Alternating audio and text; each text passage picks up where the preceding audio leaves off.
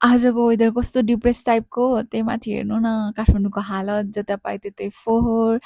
अनि फोहोरको गाडी जहाँ पाए त्यही पार्किङ त्यसमाथि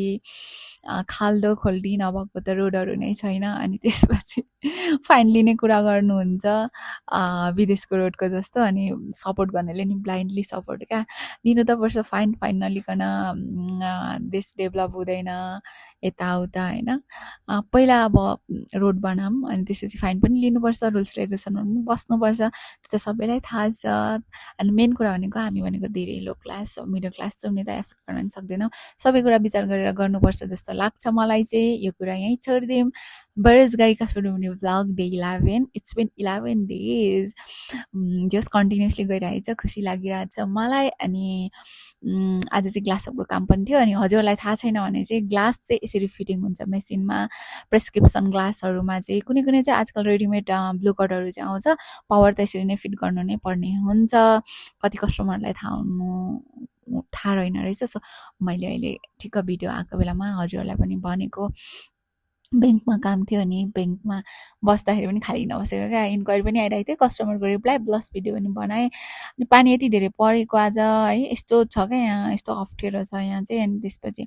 मैले चाहिँ आज सोरुम लान्छु भनेको थिएँ सर्भिसिङको लागि स्कुटर अनि माथि नै छोडेको पानी परै गरेर खासै भ्याइन पनि अनि लानु पनि मन लागेन अनि सङ्गुलाई स्कुलबाट लिएर आएँ अनि त्यसपछि स्कुटरमा त्यहीँ छोडिदिएको थिएँ क्या अनि हेर्छु त छैन स्कुटर ला भएको क्या म त मान्छेले लगो कि के भयो कि फेरि काठमाडौँमा त अब हुन्छ नि विश्वासै हुँदैन अनि त्यहाँदेखि एकछिनपछि यता साइड हेरेको त यता साइड कसले पुरा आइदिएको रहेछ क्या अनि त्यसपछि आज पानी परेको भएर आज पनि सुप नै बनाएँ अनि त्यसपछि ब्रेड तताएँ अनि जामसँग खानको लागि सङ्गुलाई चाहिँ एकदमै मनपर्छ ब्रेड विथ जाम अनि त्यसपछि हामी सबैजनाले खाजा खायौँ पानी पर्दाखेरि किन मलाई चाहिँ कस्तो नरमाइलो उदास लाग्छ हजुरलाई चाहिँ कस्तो लाग्छ भन्नु होला अनि सङ्गुलाई आज नुहाइदिएको कति दिनमा नुहाउनु भएको भनेर पनि जिस्काउँदै थिएँ अनि त्यसपछि सङ्गुलाई जिस्काएर